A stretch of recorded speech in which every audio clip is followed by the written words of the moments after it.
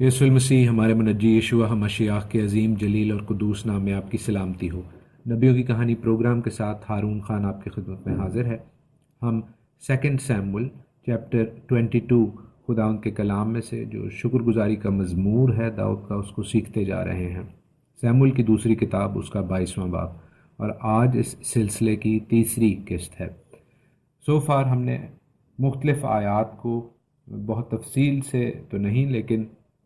हर आयत को हमने डायसेक्ट ज़रूर करने की कोशिश की है, उसकी तफसीर करने की ज़रूर कोशिश की है।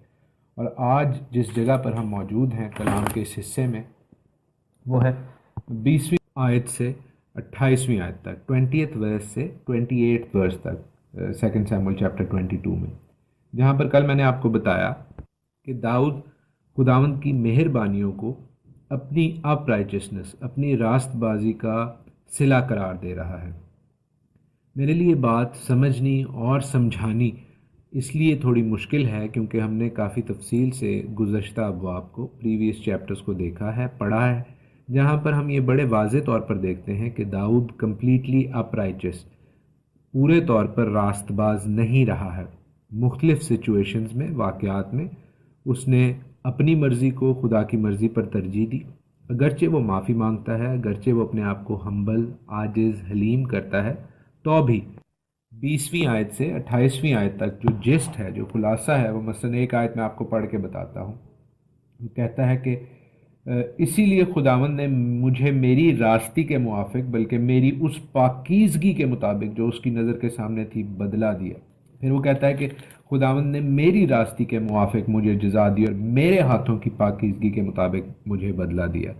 तो इस सिलसिले को हम किस तौर पर देख सकते हैं, कैसे इन आयात की हम तशरीह कर सकते हैं, तफसीर कर सकते हैं।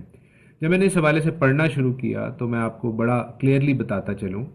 कि कई कमेंट्रीज़ के अंदर जो लिखने वाले हैं, अगर वो मसीही हैं तो वो इन आयात को स्किप कर जाते हैं, इन आयात के ऊपर ज़्यादा गौर नहीं करते। और अगर वो ज्यूइश हैं, यानी यहूदी हैं, तो वो दाऊद को कहते हैं कि वाकई वो इतना रास्तबाज था कि खुदावंद को उसके साथ भलाई करनी ही पड़ी, जो कि मेरे हवाले से बहुत अनफेयर इस इन आयात की तशरीह है। सो हम इन आयात को देखते हैं और मैं आपको बताता चलूँ कि तनाज़र क्या है, कॉन्टेक्स्ट क्या है मेरी इस सोच का, क्योंकि हमने कुछ अबवाब पहले खुदावंद के कलाम ही में सेकंड सैमुअल चैप्टर 12 पढ़ा, दूसरी सैमुअल की किताब उसका 12वां बाब, और मैं उसकी पहली 14 वर्सेस आपके लिए दोबारा पढ़ूंगा। लिखा है कि खुदावंद ने दाऊद के पास नातन को भेजा और उसने उसके पास आकर उससे कहा, किसी शहर में दो शख्स थे, एक अमीर दूसरा गरीब। उस अमीर के पास बहुत से रेवर और गल्ले थे, पर उस गरीब के पास एक छोटी भेड़ के सिवा कुछ न था जिसे उसने खरीद कर पाला था, और वो उसके और उसके बाल बच्चों के साथ बढ़ी थी। वो उसी के नवाला में से खाती और उसी के प्याला से पीती और उसकी गोद में सोती थी और उसके लिए बतौर बेटी के थी। और उस अमीर के यहाँ कोई मुसाफिर आया, सो उसने उस मुसाफिर के लिए जो उसके यहाँ आया था पकाने को अपने रेवड़ और गले में से कुछ न लिया, बल्कि उस गरीब की भेड़ ले ली और उस शख्स के लिए जो उसके यहाँ आया था पकाई। तब दाऊद का गज़ब उस शख्स पर बशिद्दत भड़का और उसने नातन से कहा कि खुदावंद की हयात की कसम कि वो उस शख्स ने जिसने ये काम किया था, वो शख्स वाजिबुल कत्ल है। सो उस शख्स को उस भेड़ का 100 गुना भरना पड़ेगा, क्योंकि उसने ऐसा काम किया और उसे तरस ना आया। तब नातन ने दाऊद से कहा कि वो शख्स तू ही है। खुदावंद इसराइल का खुदा यूं फरमाता है कि मैंने तुझे मसा करके इसराइल का बादशाह बनाया, और मैंने तुझे साउल के हाथ से छुड़ाया,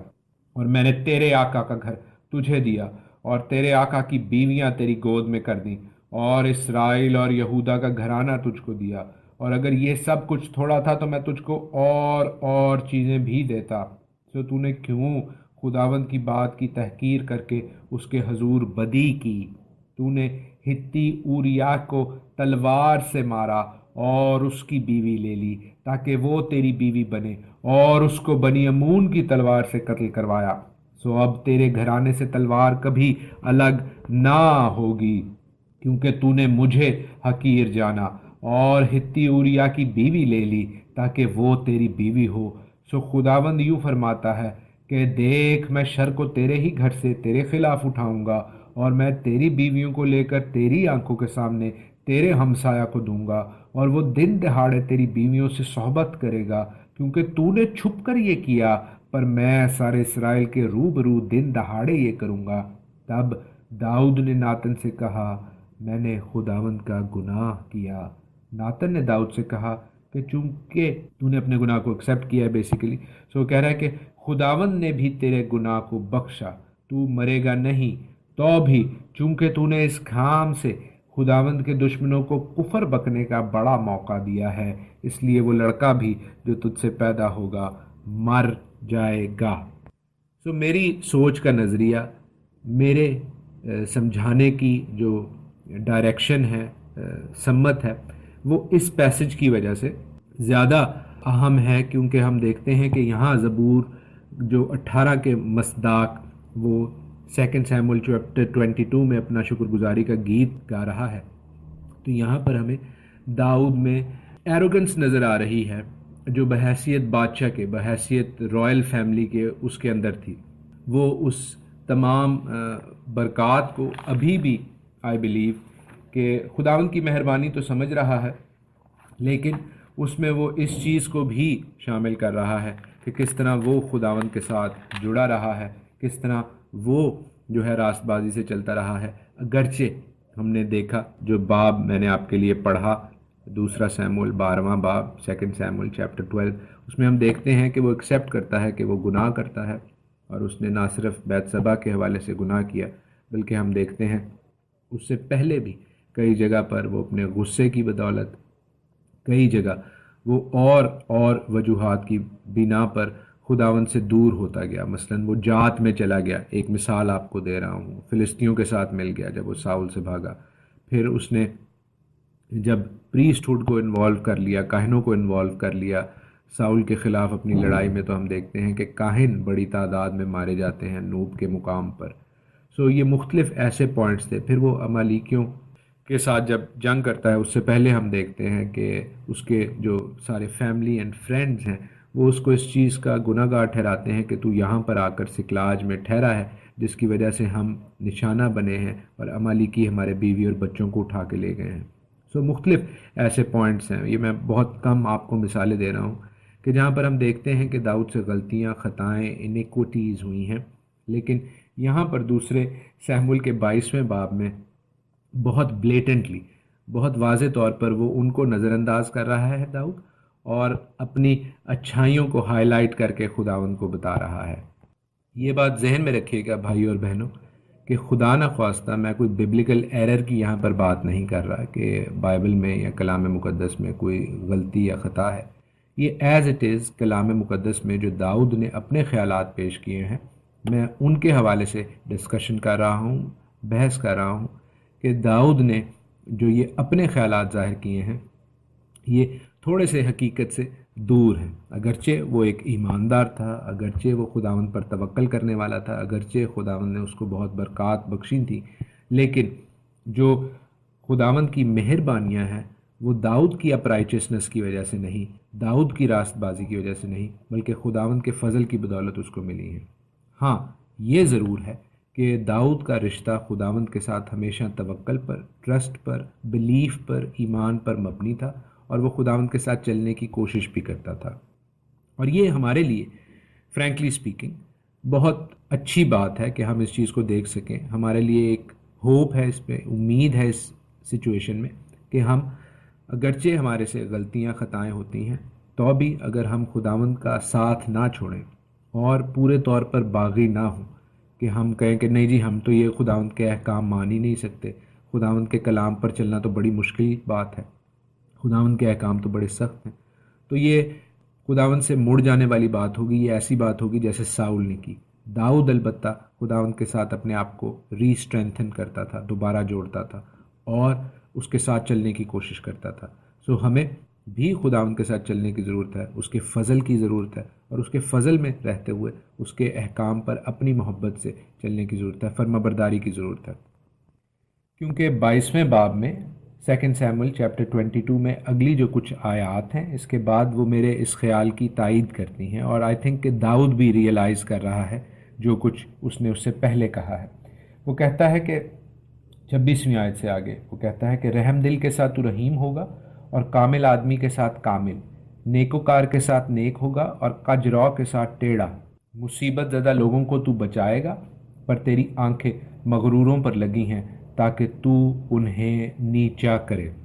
हम देखते हैं कि वो इस चीज़ का एतराफ़ करता है कि जब वो मगरूर हुआ अपनी ज़िंदगी में, जब वो हॉटी हुआ अपनी ज़िंदगी में, जिसको कहते हैं इंग्लिश में, या प्राइड उसके अंदर आया, तो खुदावंद ने उसको भी नीचा कर दिया, उसको भी आजिज़ और हलीम कर दिया। और वो दाऊद के लिए बड़ा तकलीफ़ दे था। अगर वो ख़ुद अपने आप को आजिज़ कर लेता तो वो इतना तकलीफ़ दे ना होता, लेकिन जब खुदावंद का हाथ किसी को, और ख़ास तौर पर हम दाऊद की एग्ज़ाम्पल मिसाल से देखते हैं कि किसी को हलीम करता है, तो वो बड़ा मुश्किल मरहला होता है। उसके बेटे मारे गए, उसकी बादशाही उससे छिन गई, उसकी बीवियों के साथ ज़्यादती हुई, जैसे हमने पढ़ा अबी सलूम ने छत के ऊपर ऐसा किया। और फिर हम देखते हैं कि दाऊद को भागना पड़ा अबी सलूम से। अब वो वापस आया है, और आई बिलीव, मेरा ईमान है कि वो इस हकीकत को समझ रहा है कि खुदावंद मगरूरों को, जिन लोगों के अंदर, चाहे वो ईमानदार ही क्यों ना हो, चाहे वो दाऊद जैसे ईमानदार और खुदावंद पे तवक्कल करने वाले ही क्यों ना हो, वो जब वो मगरूर हो जाते हैं, जब वो सेल्फ प्राइड में आ जाते हैं, तो खुदावंद उनको भी ठीक करने के लिए, तंबीह करने के लिए, राह रास्त पर लाने के लिए जो है उनको आजिज़ करता है, हलीम करता है। और ये वो प्रिंसिपल है, ये वो डॉक्ट्रिन है जिसको हमें ठीक तौर पर समझने की ज़रूरत है। ये वो खुदावंद का इलाही कानून है जिसको हमें ठीक तौर पर समझने की ज़रूरत है, क्योंकि बहुत से मॉडर्न चर्चेज़ में इस चीज़ को गलत तौर पर समझाया जाता है कि अब खुदावंद का फ़ज़ल हो गया है, अब आप चाहे जो मर्ज़ी करते रहें, खुदावंद ने आपके लिए अपना बेटा दे दिया, हुण तुसी जो मर्ज़ी कर दे रहो। ये एक गलत सोच है। हमें उस कुर्बानी की कदर करनी है। खुदावंद यीशु मसीह की सलीब की तहकीर या बेइज्जती नहीं करनी। हमें उसके प्यार को रेसिप्रोकेट करने की ज़रूरत है। उस प्यार के बदले में अपनी फर्माबरदारी दिखाने की ज़रूरत है खुदावंद के साथ। प्यार में, डर या खौफ से नहीं, इस खौफ से नहीं कि हम अहकाम को मानेंगे, खुदावंद की पैरवी करेंगे, फर्माबरदारी करेंगे तो हम नजात पाएंगे। नहीं, नजात बेशक ईमान रखने में है, लेकिन ईमान के साथ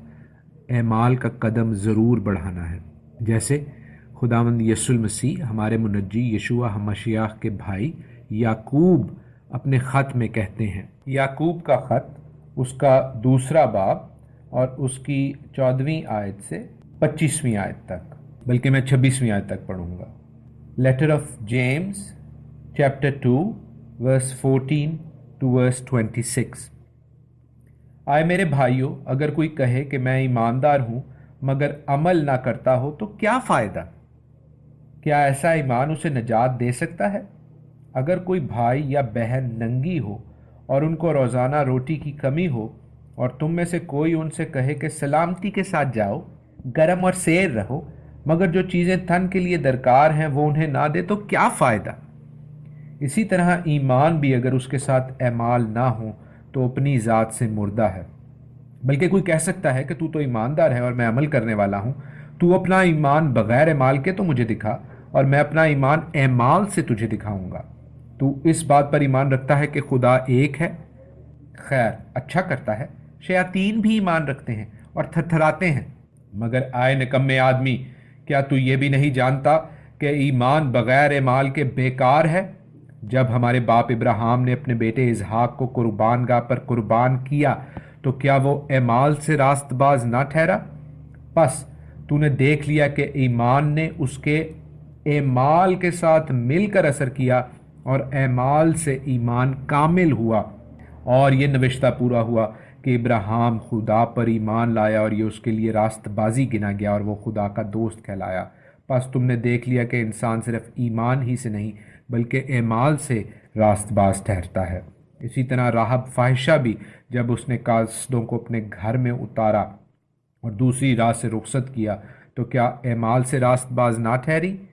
गर्ज जैसे बदन बग़ैर रूह के मुर्दा है, वैसे ही ईमान भी बग़ैर اعمال کے مردہ ہے۔ خداوند کا کلام آپ سبوں کی میری رہبری اور رہنمائی کرے، اور ہم سب خداوند اپنے خدا کی، اپنے آسمانی باپ کی ٹھیک طور پر پیروی کرنے والے اور اس کے آئین احکام میں آگے بڑھنے والے ہوں۔ خداوند آپ سب کے ساتھ ہو، آمین۔ یسوع المسیح ہمارے منجی یشوع مشیاہ کے عظیم جلیل اور قدوس نام میں آپ کی سلامتی ہو۔ نبیوں کی کہانی پروگرام کے ساتھ ہارون خان آپ کی خدمت میں حاضر ہے، اور ہم سیکنڈ سیموئل اس کا چیپٹر 22 سیکھتے جا رہے ہیں۔ سیموئل کی دوسری کتاب اس کا 22واں باب، اور آج اس سلسلے کی 4 ایپیسوڈ ہے۔ ہم اس باب میں خاص طور پر زبور 18 کو ڈائسیکٹ کر رہے ہیں، اس کی تشریح کر رہے ہیں، جو یہاں پر دوسرے سیموئل کے 22ویں باب میں منوان تحریر کیا گیا ہے۔ اور ہم نے مختلف چیزوں کو دیکھا، خاص طور پر اس چیز کی طرف آپ کی نشاندہی کرتا چلوں کہ داؤد جو اپنی برکتیں ہیں، اپنی نعمتیں ہیں، اپنی رحمتیں جو اس کی زندگی میں ہیں، ان کو اپنی راست بازی کے ساتھ منسلک کر رہا ہے، جس کے بارے میں نے آپ کو بتایا کہ اگر ہم مسیحی جو تشریح کرنے والے ہیں، تفسیر کرنے والے ہیں، ان کی تفسیروں کو پڑھیں، دیکھیں، تو اس حوالے سے ہم دیکھتے ہیں کہ وہ اس کو سکپ کر جاتے ہیں، وہ اس پہ بات ہی نہیں کرتے۔ اور جو جوئش ریبائز ہیں، جو جوئش تحقیق اور تفسیر کرنے والے ہیں، وہ اس خیال سے متفق ہیں کہ جو کچھ داؤد کے ساتھ ہوا وہ داؤد ہی کی راست بازی کی وجہ سے ہوا۔ میں اس حوالے سے آپ کو کلام ہی میں سے مختلف حوالے دے کر بتا چکا ہوں، سکھا چکا ہوں کہ داؤد جو ہے وہ مختلف اوقات پر اپنی زندگی میں اس نے گناہ کیا، اس نے خطا کی۔ خاص طور پر ہم دوسرے سیموئیل کے 12ویں باب میں دیکھتے ہیں۔ اس حوالے سے اور کئی اور جو جگہیں ریفرنسز میں نے آپ کو بتائے، اس حوالے سے یہ ہمیں تھوڑا سا داؤد کا بوسٹ فل ایٹیٹیوڈ لگتا ہے، ایروگنٹ ایٹیٹیوڈ لگتا ہے، ایسا رویہ لگتا ہے جس میں وہ اپنی تعریف میں مبتلا ہے۔ اصولاً جو کچھ ہوا ہے داؤد کے ساتھ وہ خداوند نے اپنے وعدے کی خاطر کیا ہے، کیونکہ خداوند نے داؤد کے ساتھ وعدہ کیا تھا دوسرے سیموئیل اس کے 7ویں باب میں، سیکنڈ سیموئیل چیپٹر 7 میں، جہاں پر میں نے آپ کو تفصیل سے بتایا کہ داؤد یہ کوشش کر رہا تھا کہ میں خداوند کے لیے گھر بناؤں، اور ناتن خداوند کا نبی ہونے کے ناطے اس کو بڑی خوشی سے اجازت بھی دے دیتا ہے کہ آپ ضرور خداوند کا گھر بنائیں، آپ کی بڑی اچھی خواہش ہے، اور اس میں ہمیں بظاہر کوئی برائی لگتی بھی نہیں ہے۔ لیکن خداوند اس باب میں سیکنڈ سیموئیل چیپٹر 7 میں ان کو چیک کرتا ہے، ان کو کہتا ہے کہ آپ کی اچھی خواہش، آپ کی اپنی مرضی میری مرضی سے بڑھ کر نہیں ہے۔ اور پھر وہ کہتا ہے کہ تو میرے لیے کیا گھر بنائے گا، میں تجھے ایسا گھرانہ بناؤں گا داؤد کہ لوگ تجھے یاد رکھیں گے۔ اور داؤد اس چیز پر خداوند کے آگے اپنا سر تسلیم خم کرتا ہے، باؤ ڈاؤن کرتا ہے، اور خداوند نے اس وعدے کی خاطر داؤد پر تمام رحمتیں، نعمتیں، برکتیں برسائیں، کیونکہ خداوند اپنے کال کی قدر کرتا ہے۔ So we've got to realise کہ بے شک داؤد خداوند کے ساتھ جڑ جاتا تھا، بے شک اپنی غلطیوں کوتاہیوں کے باوجود داؤد اپنے آپ کو ہمبل، عاجز، حلیم کرتا تھا خداوند کے آگے، جو کہ بلا شبہ ایک اچھا ایٹیٹیوڈ، ایک بہت ہی اچھا رویہ ہے، اور ہم سب کے لیے سیکھنے کا مقام ہے۔ لیکن خداوند کی رحمتوں کو، خداوند کی برکتوں کو، خداوند کی اور اچھی چیزوں کو اپنی راست بازی کے ساتھ منسلک کرنا جو ہے وہ ایک اچھا ماڈل نہیں ہے۔ میرے ساتھ دیکھیے زبور 143، سام 143، جو کہ میں نے اپنی بائبل میں ہائی لائٹ کر کے رکھا ہوا ہے، جو کہ میں نے ذاتی طور پر خداوند سے سیکھا، کیونکہ ہم اپنی بہترین حالت میں بھی بالکل بے ثبات ہیں، اور اگر ہماری کوئی راست بازی ہے بھی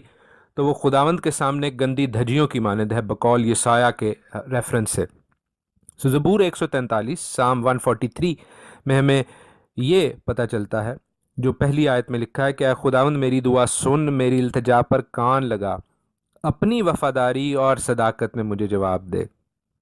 داؤد یہاں پر اس چیز کو ریئلائز کرتا ہے کہ اس کی وفاداری اور اس کی صداقت، یعنی داؤد کی بحیثیت انسان، اور یہ چیز میرے اور آپ پر بھی اپلائی ہوتی ہے کہ ہماری وفاداری اور ہماری صداقت خداوند کے سامنے کوئی حیثیت نہیں رکھتی۔ ہمیں خداوند سے جب دعا کرنی ہے اور اس چیز کا جو ہے تعلق کو اپنا جوڑنا ہے، اپنا رشتہ استوار کرنا ہے، اور اس سے ہم نے کچھ مانگنا ہے، تو ہم نے اس کی وفاداری اور اس کی صداقت، اس کی رائچسنس کے ریفرنس سے مانگنا ہے۔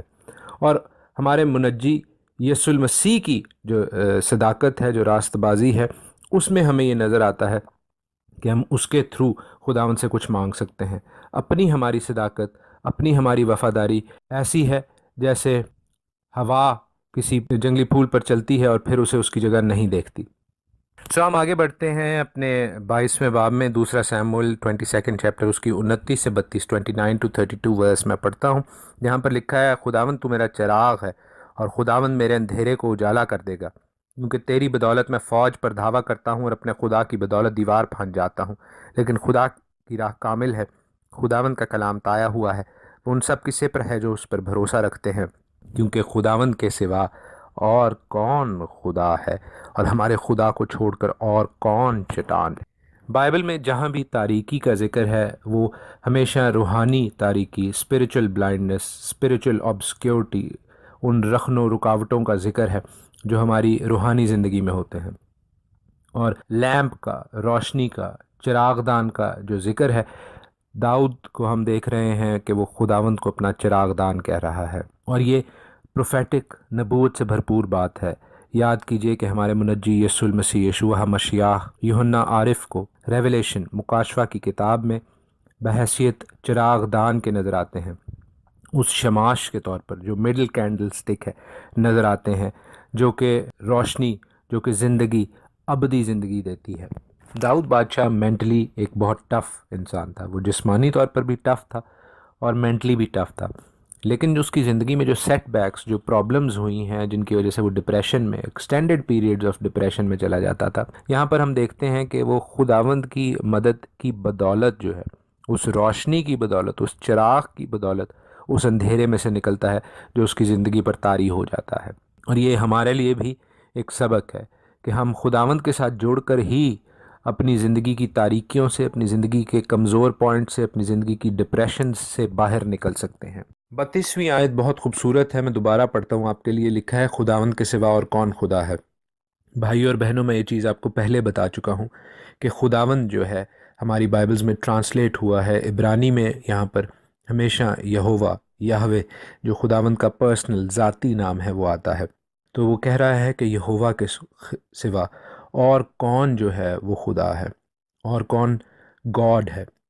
یہوہ ہمارا خدا ہے، بدھا ہمارا خدا نہیں ہے، کسی اور قوم کا رب ہمارا خدا نہیں ہے۔ خداوند کے اس پرسنل ذاتی تعلق کو، اس کے نام کو سمجھنے کے لیے، اپنانے کے لیے ہمیں دوسروں جیسا نہیں بننا، ہمیں خداوند کی آئیڈینٹی کو، ہمیں خداوند کی جو ذاتی پہچان ہے، اس کا ذاتی نام ہے، جو بائبل کا نام ہے، اس کے حوالے سے جاننے کی، پہچاننے کی ضرورت ہے۔ ہمارا خدا کوئی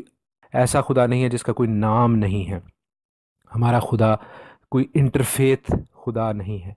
خدا یہوہ خدا ہے، اس کا نام یہوہ ہے، وہ بائبل کا خدا ہے، وہ ابراہیم، اسحاق اور یعقوب کا خدا ہے، وہ عبرانیوں کا خدا ہے، وہ اسرائیل کا رب ہے۔ میں اس چیز سے بہت زیادہ پریشان ہوتا ہوں جب کئی لوگ، کئی مسیحی ڈینومینیشنز اس چیز کو کلیم کرتے ہیں اور دوسروں کو بھی بتاتے ہیں کہ ہم ایک ہی خدا سے، ساری دنیا والے ایک ہی خدا سے مانگ رہے ہیں۔ بھائی اور بہنوں، ہمیں اپنے خدا کا علم ہونا چاہیے۔ جب آپ کسی ایسے خدا کو کہ جس کا کوئی نام ہی آپ کو نہیں پتہ مانگتے ہیں، تو آپ مور اور لیس ابلیس سے دعا کر رہے ہیں، آپ کو اگر اپنے خدا ہی کا نہیں پتہ۔ دوسرا سیموئیل 22واں باب اس کی 33 سے 37 آیت میں لکھا ہے کہ خدا یعنی یہوہ میرا مضبوط قلعہ ہے، وہ اپنی راہ میں کامل شخص کی رہنمائی کرتا ہے،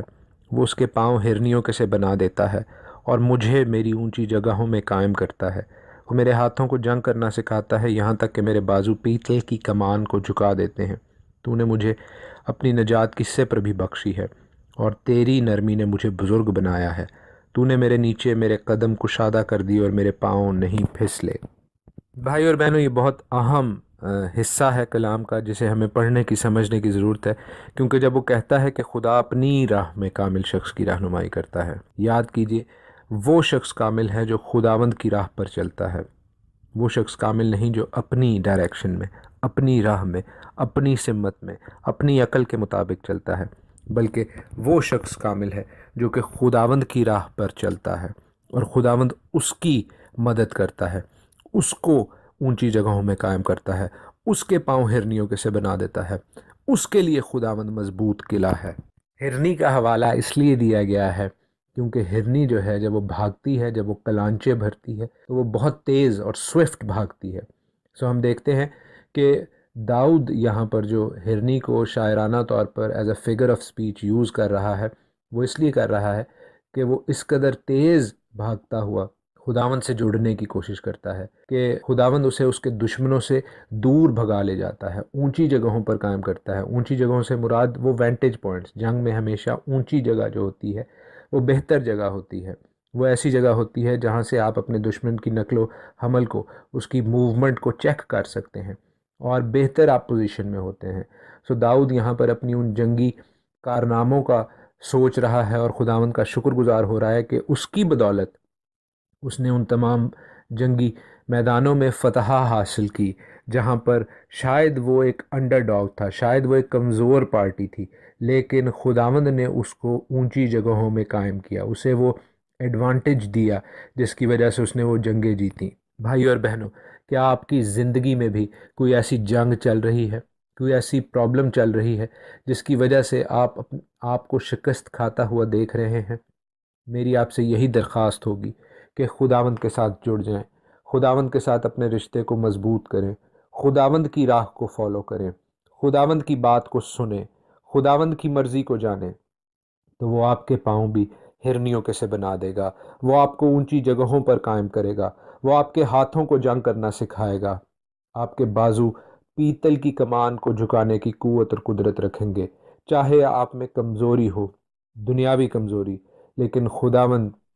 آپ کی ہر کمزوری کو قوت اور قدرت میں بدلنے پر قادر ہے۔ وہ قادر مطلق خدا ہے۔ اس نے داؤد کو، جو کہ سب سے چھوٹا لڑکا تھا اپنے گھرانے کا، اس کو اسرائیل کا بادشاہ بنایا، اس کے گھرانے کو ایسا کر دیا کہ آج تک لوگ اس کے گھرانے کو یاد کرتے ہیں۔ وہ آپ کو بھی ایسی برکت دینے پر قادر ہے۔ آئیے خداوند کی راہوں کو فالو کریں۔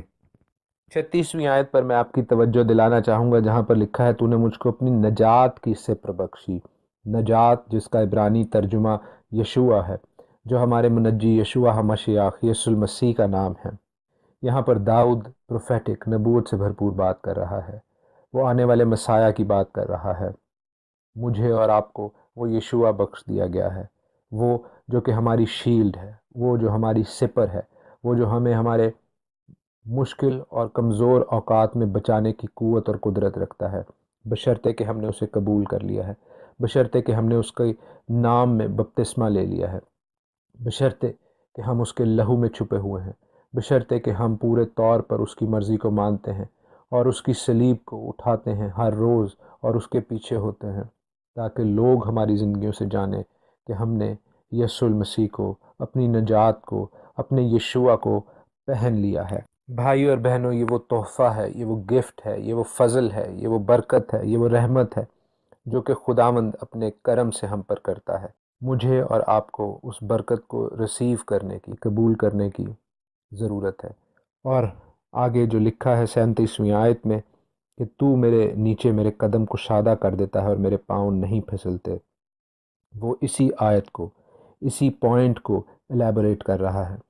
جب ہم یسوع المسیح کو، یشوع ہمشیاخ کو اپنی زندگی میں قبول کر لیتے ہیں، اس کی نجات کو، اپنے آسمانی باپ یہوہ خدا کی نجات کو اپنی زندگی میں قبول کر لیتے ہیں، تو ہمارے پاؤں نہیں پھسلتے۔ اور اس کی نجات کو ہم کیسے قبول کرتے ہیں؟ جب ہم اس کے کلام پر، اس کی راہوں پر چلتے ہیں، جو اس سے پہلے کی کچھ آیات میں اس نے تھیم سیٹ کی ہے داؤد نے۔ خداوند کی پاک روح ہمیں یہ بتا رہی ہے، اور اسی چیز کو ہمارے منجی یسوع المسیح بڑی خوبصورتی کے ساتھ لوکا کی انجیل اس کے 6 باب میں کہتے ہیں، گاسپل آف لوک چیپٹر 6، کہ جب تم میرے کہنے پر عمل نہیں کرتے تو کیوں مجھے خداوند خداوند کہتے ہو؟ جو کوئی میرے پاس آتا اور میری باتیں سن کر ان پر عمل کرتا ہے، میں تمہیں جتائے دیتا ہوں وہ کس کی مانند ہے؟ وہ اس آدمی کی مانند ہے جس نے گھر بناتے وقت زمین گہری کھود کر چٹان پر بنیاد ڈالی۔ جب طوفان آیا اور سیلاب اس گھر سے ٹکرایا تو اسے ہلا نہ سکا، کیونکہ وہ مضبوط بنا ہوا تھا۔ لیکن جو سن کر عمل میں نہیں لاتا، وہ اس آدمی کی مانند ہے جس نے زمین پر گھر کو بے بنیاد بنایا۔ جب سیلاب اس پر زور سے آیا تو وہ فی الفور گر پڑا اور وہ گھر بالکل برباد ہوا۔ بھائیو اور بہنوں، یہاں پر ان کی بات نہیں ہو رہی جو کلام کو سنتے ہی نہیں، یہاں پر غیر قوموں کی بات نہیں ہو رہی، یہاں پر ان کی بات ہو رہی ہے جو کلام کو سنتے ہیں اور عمل کرتے ہیں، سنتے ہیں اور عمل نہیں کرتے۔ یہ وہ دو کلاسز ہیں۔ اور جو سن کر عمل نہیں کرتے، جن کے پاس روز خداوند کا یہ کلام پہنچ رہا ہے اور وہ صرف سن کر سر دھن کر آگے بڑھ جاتے ہیں، خداوند ان کو ایسا کہہ رہا ہے جنہوں نے اپنے گھر کو بے بنیاد بنایا ہے۔ ان کی زندگی میں جب مشکلات آتی ہیں، جب پریشانیاں آتی ہیں، تو ان کے پیر کشادہ جگہ پر نہیں ہوتے، تو ان کے پیر مضبوط نہیں ہوتے کیونکہ ان کی بنیاد نہیں ہے۔ لیکن جو خداوند کے کلام کو سن کر اس پر عمل کرتے ہیں، خداوند انہیں بابرکت کہہ رہے ہیں۔ میرا اور آپ کا منجی یشوع مشیاخ یسوع المسیح انہیں مبارک کہہ رہا ہے۔ آئیے ہم بھی ایسے مبارک بن جائیں۔ خداوند آپ سب کے ساتھ ہو، خداوند آپ کو برکت دے۔ گاڈ بلیس یو، آمین۔ یسوع المسیح ہمارے منجی یشوع مشیاخ کے عظیم جلیل اور قدوس نام میں آپ سب کی سلامتی ہو۔ نبیوں کی کہانی پروگرام کے ساتھ ہارون خان آپ کی خدمت میں حاضر ہے۔ ہم دوسرا سیموئیل اس کا 22واں باب خداوند کے کلام میں سے سیکھتے جا رہے ہیں۔ میری کوشش یہ ہوگی کہ آج ہم اس باب کو، اس چیپٹر 22 آف سیکنڈ سیموئیل کو کمپلیٹ کریں اور ساتھ ہی ساتھ چیپٹر 23 کو بھی سٹارٹ کریں۔ چیپٹر 22 کے حوالے سے ہم نے 4 ایپیسوڈز کی ہیں اور آج اس سلسلے کی 5th ایپیسوڈ ہوگی۔ ہم نے اس باب میں ہر ایک آیت کو تشریح اور تفسیر آرام سے تفصیل سے کرنے کی کوشش کی ہے، کیونکہ یہ زبور 18 کے مصداق یہ شکر گزاری کا مزمور ہے، جس کو ویسے ہی پیش کیا گیا ہے دوسرے سیموئیل کے 22ویں باب میں۔ ہم نے بہت سے گاڈ پرنسپلز، الہی قوانین نوٹس کیے اس چیپٹر میں، اس باب میں، اور خاص طور پر ہم نے داؤد کے حوالے سے دیکھا کہ کس طرح وہ نبوت کرتا ہے۔ کچھ جگہ پر وہ اپنے حوالے سے بات چیت کر رہا ہے، مگر کئی جگہوں پر ہم خداوند یسوع المسیح کو ان پیشن گوئیوں میں، ان نبوت بھری باتوں میں دیکھتے ہیں۔ میں نے سو فار کوشش یہ کی ہے کہ کچھ آیات کے چنکس کو لے کر، مثلاً 3 یا 4 آیات کے چنکس کو لے کر ان کو سمجھانے کی کوشش کی جائے اور ان کو پڑھ کے، ان کو بول کے، تاکہ ہمیں اس کا تناظر، اس کا جو سیاق و سباق ہے، اس کے حوالے سے علم ہو، اور پھر ہم اس کے حوالے ہی سے اپنی تربیت، اپنے لیے سبق بھی خداوند کے کلام کے اس خوبصورت حصے میں دیکھتے جائیں۔ ہم نے کچھ اہم چیزیں کل کے جو سبق ہے اس میں سیکھیں کہ کس طرح جو خداوند کے لوگ ہیں، جن کو عبرانی میں عام کہا جاتا ہے، عام جو عبرانی کا لفظ ہے، اس کا مطلب ہے خداوند کے لوگ، خداوند کے افلکٹڈ جو لوگ ہیں، وہ داؤد ان میں اپنے آپ کو کنسیڈر کرتا ہے، داؤد ان میں اپنے آپ کو شامل کرتا ہے، اور ہم دیکھتے ہیں کہ جب اس پر ڈپریشن آتی ہے، وہ گہری تاریکی آتی ہے، جس کو عبرانی میں خشک کہتے ہیں۔ عبرانی میں خشک کا مطلب ہے، جیسے میں نے آپ کو کل بتایا، مور اور لیس جتنی بھی دفعہ تاریکی کا ذکر ہے وہ روحانی تاریکی ہے۔ اگرچہ جو اسرائیل جب ملک مصر سے نکل رہا تھا، وہاں پر جو تاریکی آتی ہے وہ فزیکل ڈارکنس تھی، وہ حقیقت میں محسوس کی جا رہی تھی مصر میں، لیکن زیادہ تر جو تاریکی کا لفظ استعمال ہوتا ہے بائبل میں، وہ فزیکل ڈارکنس سے زیادہ اسپریچول ڈارکنس کا ذکر ہے، روحانی طور پر تاریکی کا ذکر ہے، اور وہ ڈپریسڈ اسٹیٹ آف مائنڈ ہے، وہ ڈپریشن ہے، وہ سٹریس ہے، وہ سیٹ بیکس ہیں، وہ پریشانیاں ہیں جو آپ کو اپنی اندر گھیر لیتی ہیں، شیطان ابلیس کے وہ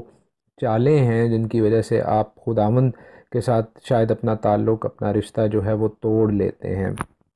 ایسی صورتحال میں داؤد ہمیں بہت خوبصورت بات بتا رہے ہیں کہ خداوند ہی وہ چراغ ہے، خداوند ہی وہ شمع دان ہے جو روشنی لا سکتا ہے اس تاریکی میں۔ تو جب ہمارے اوپر وہ تاریکی ہو، جب ہمارے اوپر وہ اسپریچول ڈارکنس ہو، روحانی طور پر ہم پھنسے ہوئے ہوں، ڈپریسڈ ہوں، تو ہمیں خداوند سے دور جانے کی بجائے خداوند کے اور زیادہ قریب ہونے کی ضرورت ہے، تاکہ ہم اس روشنی کو اپنی زندگی میں لے کر اس تاریکی کو، اس ابلیسی قوت کو اپنی زندگی سے دور کر سکیں اور ہم خداوند کی راہوں پر چل سکیں۔ اور اس کے حوالے سے بھی میں نے آپ کو بتایا کہ خداوند کی راہوں پر چلنا خداوند کے کلام پر چلنے کے مترادف ہے، اور خداوند کے کلام پر چلنے کی وجہ سے، خداوند کی راہوں پر چلنے کی وجہ سے ہمارے پیر کشادہ جگہ میں رکھے جاتے ہیں، ہم اپنے دشمنوں سے دور بھاگ جاتے ہیں، ہرنی کی مثال جیسے یوز کی۔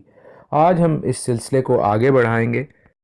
اور میں ورسز 38 سے لے کر 49 تک آپ کے لیے پڑھوں گا، دوسرا سیمول اس کا 22واں باب اور اس کی 38ویں سے 49ویں آیت تک، جہاں پر لکھا ہے کہ میں نے اپنے دشمنوں کا پیچھا کر کے ان کو ہلاک کیا، اور جب تک وہ فنا نہ ہو گئے میں واپس نہیں آیا۔ میں نے ان کو فنا کر دیا اور ایسا چھید ڈالا ہے کہ وہ اٹھ نہیں سکتے، بلکہ وہ تو میرے پاؤں کے نیچے گرے پڑے ہیں،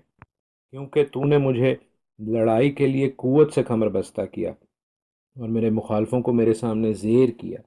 تو نے میرے دشمنوں کی پشت میری طرف پھیر دی، تاکہ میں اپنے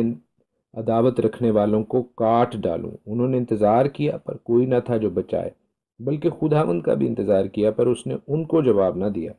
تب میں نے ان کو کوٹ کوٹ کر زمین کی گرد کی مانند کر دیا، میں نے ان کو گلی کوچوں کی کیچڑ کی طرح روند روند کر چاروں طرف پھیلا دیا۔ تو نے مجھے میری قوم کے جھگڑوں سے بھی چھڑایا، تو نے مجھے قوموں کا سردار ہونے کے لیے رکھ چھوڑا ہے۔ جس قوم سے میں واقف بھی نہیں وہ میری مطیع ہوگی، پردیسی میرے تابع ہو جائیں گے، وہ میرا نام سنتے ہی میری فرما برداری کریں گے۔ پردیسی مرجھا جائیں گے اور اپنے کلوں سے تھر تھراتے ہوئے نکلیں گے۔ خداوند زندہ ہے، میری چٹان مبارک ہو، اور خدا میری نجات کی چٹان ممتاز ہو۔ وہی خدا جو میرا انتقام لیتا ہے اور امتوں کو میرے تابع کر دیتا ہے، اور مجھے میرے دشمنوں کے بیچ سے نکالتا ہے۔ ہاں، تو مجھے میرے مخالفوں پر سرفراز کرتا ہے، تو مجھے تند خو آدمی سے رہائی دیتا ہے۔ بھائی اور بہنوں، جہاں یہ آیات داؤد کی زندگی میں مختلف جنگوں کے حوالے کی طرف پوائنٹ آؤٹ کر رہی ہیں، نبوت کے حوالے سے، پروفیسی کے حوالے سے،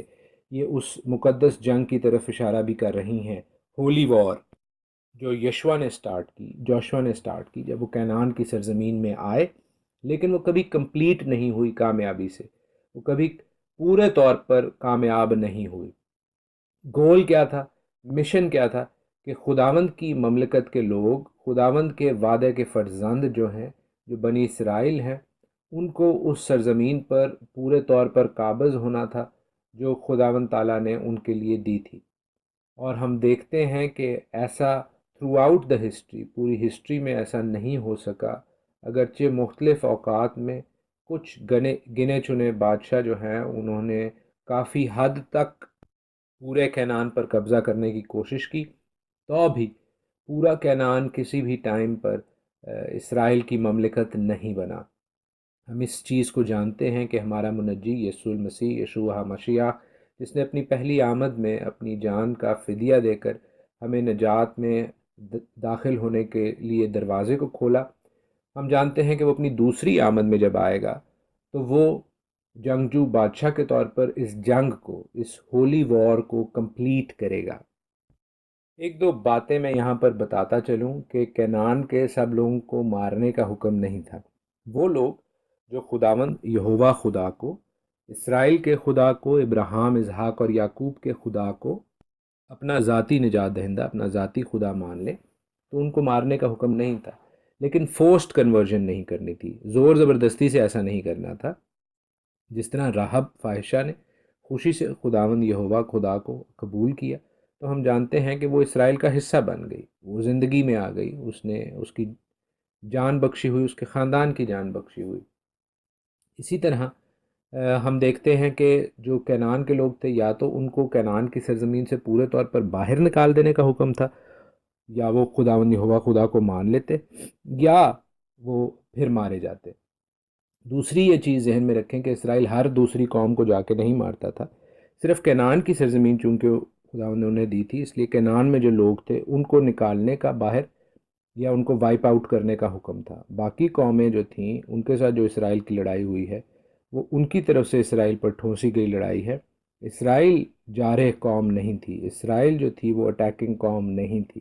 اسرائیل اپنی جو ہے بالادستی قائم کرنے کے لیے جا کر دوسرے ملکوں پر چڑھائی نہیں کر دیتا تھا، بلکہ دوسری قوموں کو ایسا کوئی خداوند کا حکم بھی نہیں کہ جا کر آپ انہیں ماریں اور ان کی سرزمین لیں۔ 40ویں آیت میں ہم وہ ٹھیک رول ماڈل دیکھ رہے ہیں، داؤد، جو یہ مان رہا ہے کہ لڑائی کے لیے مجھے قوت سے کس نے کمر بستہ کیا ہے؟ خدا نے۔ جو اس کی قوت ہے، جو اس میں زور ہے، وہ اس کا کریڈٹ بھی خدا ہی کو دے رہا ہے۔ ایک اور اچھی چیز اس سے ہمیں یہ نظر آتی ہے، جو داؤد کے رول ماڈل سے ہمیں نظر آتی ہے، کہ ہم مسیحی کئی دفعہ جو ہے وہ دو ایکسٹریمز کو چنتے ہیں، دو جو بالکل مختلف سائیڈ ہیں اسپیکٹرم کی، ان کو چنتے ہیں۔ یا تو ہم اپنے ہاتھوں پر پیروں پر بیٹھے رہتے ہیں کہ خداوند تعالیٰ ہی جو ہے وہ سب کچھ کرے گا ہمارے لیے اور معجزانہ طور پر ہمارے لیے کچھ ہو جائے گا، یا کچھ لوگ ایسے ہوتے ہیں کہ وہ اتنا فرینٹکلی